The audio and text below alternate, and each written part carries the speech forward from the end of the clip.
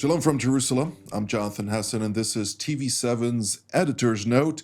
And today I'm delighted to have the Executive Director of the Foundation for Defense of Democracies, Mr. Jonathan Schanzer, join me all the way from Washington, D.C. It's great to have you with me. Great to be with you. Well, Jonathan, let's dive immediately into the long list of complexities related to the Middle East, with both direct implications to the state of Israel, but also the United States, Europe, and Western civilization at large. Let's start with the Gaza Strip. The Board of Peace was announced, the composition of which caught Israel by surprise to include Qatar and Turkey, something that Jerusalem was not willing to accept, and the Trump administration went ahead and did it anyway. What are we to take out of that? Your assessments? Well, I think, first of all, let's just note maybe the obvious, which is that Hakan Fidan, the foreign minister of Turkey, has absolutely no business being on this board. This is the man that was the head of the MIT, the intelligence services in Turkey, when they first created their office to support Hamas inside the country back in 2010, 2011, 2012. Ever since then, we've watched the growth of the Turkey presence. It's now the largest Hamas presence outside of Gaza in the world. There's no reason that the Turks should be rewarded for this behavior. It's also just worth noting that the 2014 war between Israel and Hamas, that was sparked by a man named Saleh Arouri. Arouri was based in Turkey when he planned, plotted, and financed the kidnapping of 3 Israeli teens that led to that war, which lasted for 51 days. In other words, Hakan Fidan has blood on his hands, and it's not just Hamas. I mean, we can look at the support that this regime has provided to Al-Qaeda, to ISIS, to the Nusra Front in Syria, which I'm sure we'll talk about, the Muslim Brotherhood. The list goes on, and it's just embarrassing that this man would be tapped for such a role, especially when we're talking about a peaceful Gaza that would be devoid of a Hamas presence. I just don't see how this works out at all. With the Qataris, similar challenges. This is a regime that has been sponsoring Hamas for more than a decade and a half. After the Hamas leadership left the regime of Syria, the Assad regime, during the civil war, which broke out in 2011, they gravitated to Qatar. Qatar gave them a safe haven, but also enormous sums of money. And of course, the Qataris, we now know, have been giving Hamas something like $30 million per month for their operations in Gaza since 2018. Add to that the Al-Qaeda, ISIS, Iran ties. Don't forget the Taliban, which they sponsored for many years. Both of these countries have no business being on anything called a board of peace. This is not to say that there aren't good people that have been tapped for this board. There are some, and we could get into those if you want, but I'm more concerned right now about the bad actors that should not be part of this body in any way, shape, or form. Well, usually a rotten apple causes the infection to spread. But let's touch on the essence of what this board is actually supposed to achieve. The first and foremost, Hamas remains in breach of its responsibility to release all hostages and the remains of hostages that have been murdered during October 7th or after that from Hamas captivity in the Gaza Strip. Hamas maintains the remains of Rani Gvili, who is unfortunately not returned to his family for a proper burial here in Israel. And at the same time, it seems like the Islamist terrorist organization is unwilling to disarm, and it's unwilling to relinquish any type of control over the territory still under its sway. Is there a viable solution to this issue, and are you optimistic that they'll be able to resolve the obstinate nature of this terrorist organization? I mean, look, it's the Middle East, it's Gaza, it's Hamas. I'm not optimistic. I can't be. What I would say is that you're right about Ron Gvili. That there is a body that needs to be returned, and that is the responsibility of Hamas pursuant to the 20-point plan issued by Donald Trump in the fall of last year. That is now international law. It's been enshrined at the United Nations, and so Hamas is in violation. By the way, so are its primary patrons, the Qataris and the Turks, who effectively served as guarantors for this deal to be implemented. So everybody's out of compliance there. I think on top of that, we're supposed to see the dismantling of Hamas. We're supposed to be watching the surrender of Hamas. Look, if you want to put a positive spin on this, and there is room to do so in a guarded fashion. Hamas only controls 47% of the Gaza Strip right now, and the threat that it poses to Israel is minimal. And the Israelis are not likely to vacate the Gaza Strip until Hamas ultimately does disarm. But in the meantime, I think there is maybe some logic in the idea of not letting the perfect get in the way of the good. In other words, because Israel controls the majority, 53% of the Gaza Strip, because the majority of those hostages and their bodies have been returned to Israel, Israel needs to move forward. So does the United States. You can't let Hamas get in the way of a future in the Middle East. And so I think the idea here is to start to put some process in place. It doesn't mean that you're going to get to the end. It doesn't mean that you're going to get all the progress that you want. But from Israel's perspective and the U.S., a halt to the violence is a benefit. Perhaps putting tracks in place for normalization with the Saudis or other Arab states, ending the bloodshed, all of those things we need to do regardless of what Hamas does. And so Israel's being a responsible actor along with the United States. Some of these other actors that are less responsible seem to be along for the ride. But I think it makes sense to try to move forward. Try, of course, being the operative word.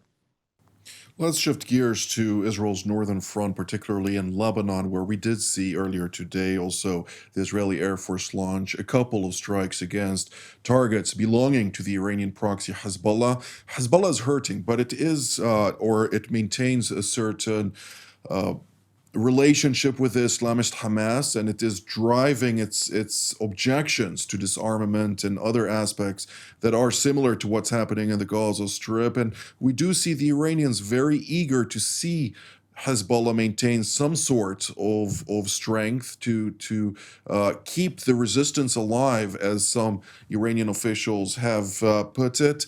Are we going into dangerous waters when it comes to potential re-escalation and the collapse of the cessation of hostilities that was reached with the prior administration, namely under the envoy at the time, Amos Hochstein, on the 27th of November of last year? Look, Or actually 2 I don't years think we ago. were ever, yeah, I don't think we were ever out of the woods as it relates to re-escalation with Hezbollah. I mean, this is an organization that maybe lost, I don't know, let's say 80 or 75 or 70% of its previous power and its arsenal, but they still maintain long distance weapons in the north of the country. They still have operatives that are able to approach the border, as we saw the Israelis open fire on an individual that got too close to that border fence. There is a constant fear of escalation or re-escalation with this terrorist organization. I think the key question right now, and it has been for some time, is number one, when does Israel decide that it's time to clean house and to go north with its fighter jets and to bomb the remaining larger missiles and rockets before they're taken out, before they're deployed? I think that's sort of question one. But I think more important, question two is the government of Lebanon capable of disarming Hezbollah? They've said that they want to. This is a generational opportunity for the Lebanese government to reassert control after decades of Iranian occupation of their territory by way of their key proxy, Hezbollah. Hezbollah has never been weaker. The government has never been clearer about its mandate. The United States is pushing for this. I think to a certain extent, some of the European countries are. The Brits, for sure, are trying to help. The French, I think, are on board. But I think what's even more interesting right now is the Israelis are the number one proponent for reestablishing full sovereignty. The Israelis want them to have control of their country again. That's enormous. And I think, the key question for me is whether this government under President Aoun, whether it has the capability and the will. And that's the question that nobody seems to know how to answer, at least up until now. Well, the deep-rooted corruption in Beirut is not helping when we're talking about the end of Hezbollah and the Iranian influence over Beirut. And we are still hopeful to see some type of reform in Lebanon that would ultimately liberate the Lebanese people and bring about a new future for this country that used to be, back in the 20s, Swiss d'Orient, the Switzerland of the Mediterranean. But nonetheless, Hezbollah, which used to have all those funds available to it, does not necessarily have that access to Venezuela, where it used to draw a lot of funds from South or Latin America, and naturally the Maduro regime, partly incapacitated. The Trump administration potentially should still deal, from what I hear, with the defense minister and the interior minister that would bring about a true pivot from the bad old days. But nonetheless, this also has far-reaching implications for the Islamic Republic of Iran, where still we see public protests with a very vigorous attempt by the regime to crack down on what may be the last days of the Ayatollahs, if indeed international pressure would translate into more proactive deeds that would then bring about an end to this tyranny. Unfortunately, we do not see yet something concrete, but many troops are amassing in the Middle East. And we do hear that not just one strike group, but potentially even three, with the second one referred to as the USS George W. Bush, heading in to the Central Command AOR. Jonathan, how do you see this, and to what degree are the mullahs in Tehran concerned about their own future?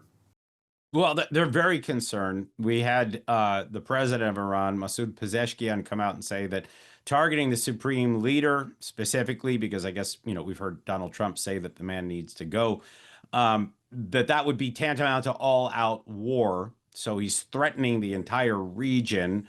And I think so they're taking all of this very seriously. I think it's also important to note how seriously they took the protests. They have killed, according to unofficial reports, more than 16,000 people. They have just mowed people down in a wanton fashion because of the fear that they have of losing their grip on the country. It's clear that the people are angry. Lack of economic prospects, lack of water, poor air quality, electricity. This is a country that is in a tailspin right now, especially after Israel got the better of it during the 12-day war in June of last year. There is a sense that the regime is unraveling, that it's weak, and they're trying to reassert control. By the way, it was interesting, over the weekend, there was a cyber attack, as of yet unattributed, but somebody hijacked the airwaves inside Iran, broadcasting a message from the crown prince in exile, who's based here in the United States, essentially calling for the people of the regime to rise up and bring down the regime. You can get a sense that the walls are closing in on this regime. And yes, we are watching some of these assets stream into the region, but there is an open question. And that open question surrounds really one man. And that one man is Donald Trump. Donald Trump ordered a strike on Iran on Wednesday night of last week.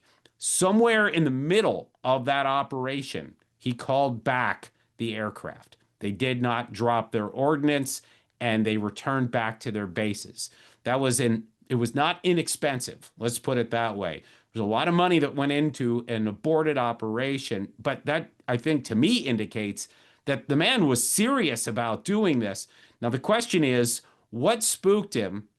And has he addressed the issues that spooked him so that he's willing to do so again?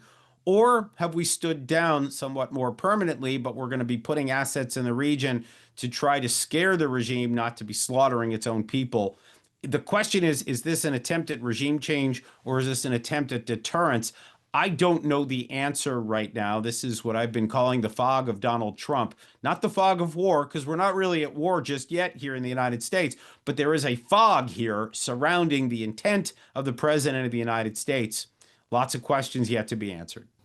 Absolutely. If we dive into history, there are little to no cases in history where popular uprisings alone were the cause that brought about regime change. Some type of external interference was necessary to realize such a situation, something that obviously the people surrounding Donald Trump are well versed with, and as well as allies and partners who are very keen on seeing this change.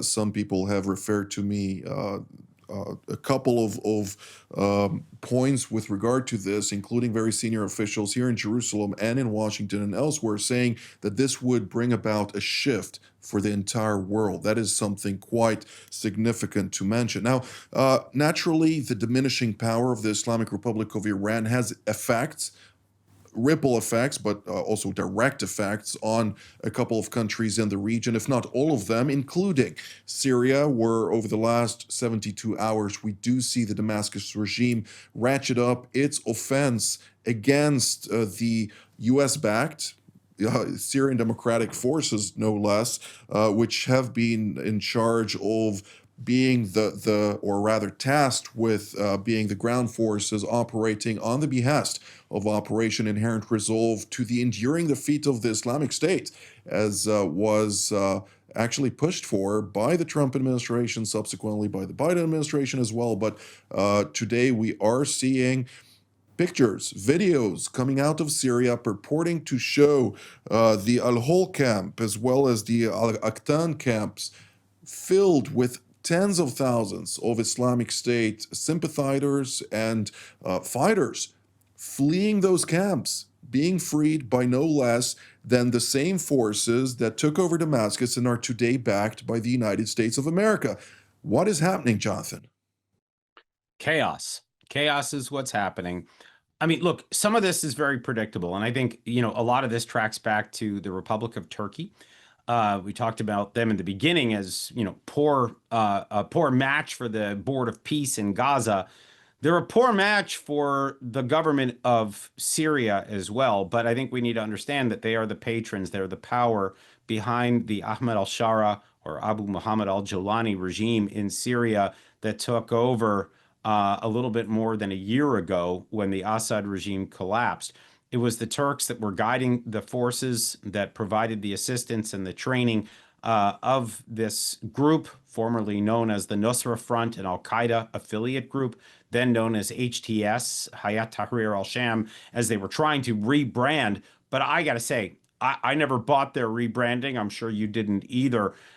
This is a jihadist organization that once upon a time partnered with the Islamic State. Now, when they took over in December of 24, I think there was some optimism from the Saudis, from the Emiratis, from the United States. I mean, we dropped our sanctions against this regime and we're looking to potentially invest in a more stable Syrian future. That's at least how we framed it. If you ask me, I think the events over the last 72 hours prove that this was premature, that we gave this regime a little bit more credit, maybe a lot more credit than it deserved. Because right now, not only have they attacked American allies in the Kurdish areas in the north and taken over the oil facilities, thereby essentially taking over the revenue for the government. And I understand that there's an argument for consolidation of power and stability. But let's just say the fact that they're releasing Islamic State prisoners flies in the face of any argument that this could be about stability. What we're now talking about is instability, widespread instability that may prompt the United States to start striking parts of Syria. We did so a couple of weeks ago after an attack that killed 3 Americans by the Islamic State, with thousands of Islamic State prisoners now released into the wild. Big questions linger about what our policy is going to be in Syria moving forward. I don't think this reflects particularly well on the United States right now. I don't think it redounds to the benefit of the region if the idea is stability. So I guess we're going to continue to wait and see. But I will say that the minorities in Syria, talking about the Kurds, the Alawites, the Druze, they cannot be happy with what they're seeing. And I think they're going to be looking to regroup and to maybe strike back at some point in some shape or form. I don't get a sense that we're looking at a stable Syria for the long haul. This is undoubtedly not the final chapter, as we do hear, including the leader of SDF, Mazloum Abdi, and others, coming out and saying, we're going to protect our way of life, we're going to protect the territory still under our control. And that does not necessarily align with the agreement reached just yesterday between the Damascus regime and SDF to reach some type of ceasefire after the U.S. envoy to Syria, Tom Barrack, handled a meeting with the so-called interim president, even though interim might be a strong word here, of Syria, namely Ahmad al-Shara, known by his alias back in his Al-Qaeda and Islamic State days as Abu Muhammad al-Julani. Right now, I do have a couple of questions with regard to the threats emanating out of Syria towards Israel, since Washington is naturally pressuring Israel to reach some type of accommodation with the Damascus regime, and this might not bode too well towards the security of Israel's northern residents or its allies, the Druze, in southern Syria. No, it really doesn't. And again, I think when you look at the way that this regime deals with its minorities, again, Kurds, Druze, Alawites, and others, this is not going to inspire confidence. And the Israelis have essentially issued an ultimatum to the region that they're not going to put up with the slaughter of their minorities, their allies. They've made a point to stand up for the Druze. The question is really quite openly right now, what is the plan as it relates to the Kurds? I mean, the Kurds are, when you look at their numbers around the entire Middle East, it's enormous. I mean, we're talking about 30 to 40 million people that are part of this. I mean, we call it a minority. I don't know if we can call it that because the numbers are so huge. They, of course, stretch from Turkey into Syria, into Iraq. There's a huge chunk of territory that they have traditionally controlled. The Turks are threatened by the Kurds, and they're looking to obviously undo their power in northern Syria. They've been assaulting their strongholds and power in eastern Turkey. The Iranians are also threatened. There's a theme here, though, that essentially the enemies of Israel and the adversaries of stability and peace in the Middle East, they're the ones who are anti-Kurd. And so I think there is an interesting opportunity, if we're to be blunt here, for the Israelis and perhaps some of its allies around the region to empower. Now, people will say that this is an assault on the map, an assault on traditional borders, perhaps an assault on stability. I would argue that the attacks that we've seen over the last 72 hours by the regime in Syria is the assault on stability. And so, anyway, I think bottom line is we've got some interesting things playing out right now in the region that might lead to opportunities, but it also might lead to chaos. Well, I will emphasize one point, and that is I hear too many officials, including American officials, stating that, those hiccups referring to massacres, those are not hiccups. Those are actual massacres taking place under our noses, and this is something that just cannot stand for civilized societies anywhere, let alone in the United States of America. And we are drawing near to the end of the program, roughly 3 minutes left. But Jonathan, I want to ask you one thing, because you referred to the hope of expanding the Abraham Accords. Obviously, here in Israel, we're very hopeful to see the expansion of the Circle of Peace here, which would further integrate the state of Israel into this troublesome region. Nonetheless, it is the backyard of Israel, and therefore, I do want to raise the challenge right now, and the heated debate and potentially even exchange of blows between the United Arab Emirates and the Kingdom of Saudi Arabia. What are we to take out of that, really briefly, if you will? Yeah, look, it's a heated rivalry now. It didn't used to be, or at least, it's waxed and waned over time. But, the Saudis and the Emiratis were once cousins or brothers. Right now, the leadership of these two countries are at odds with one another. This is not good as far as I'm concerned. I don't think this bodes well for the long term of the region. It doesn't mean, by the way, that it has to remain this way. But you have two relatively young leaders who would like to be the regional power in the Middle East. The Saudis believe that this is what they've inherited because they're the custodians of the two holy mosques and because they're a larger country with nominally more power. The Emirates have been the upstart, the rising star, and they see themselves as having just as much of a legitimate mandate. Their goals are relatively the same, but because they see it as something of a zero sum, they are at odds with one another right now. I don't like what that means for normalization. I don't like what it means necessarily for stabilization in Yemen or in other parts of the region where both countries have a stake. And so we need to watch this dynamic very carefully, but it's a relatively new development and one that I don't welcome. What is America's role, really, in 20 seconds, to push forward for conflict resolution, as it is obviously a protector of both those countries, including the State of Israel and other nations in this region? How do you see that role manifest? Look, we've talked about a Middle East NATO in the past. Reviving that right now and making it clear that the benefits of operating under an American, tent, if you will, under the dome of American missile defense and the support of American platforms. This is what we want to emphasize, not to mention the opportunities for financial gain, economic gain. In other words, appeal to the stability and the prosperity of both countries. I think that's how we get out of this, but that's going to require some real leadership on the part of the Trump administration. If we draw from the NATO acronym, we should call it METO, since it's the Middle East Treaty Organization. But all jokes aside, this is all the time that we have for today. I'd like to thank Jonathan Schanzer, Executive Director of the Foundation for Defense of Democracies, a leading think tank in Washington, D.C. Thank you, Jonathan. Thank you. And I'd like to thank you at home as well. I'm Jonathan Hessen. This has been TV7's Editor's Note. Until our next edition, from here in Jerusalem, Shalom.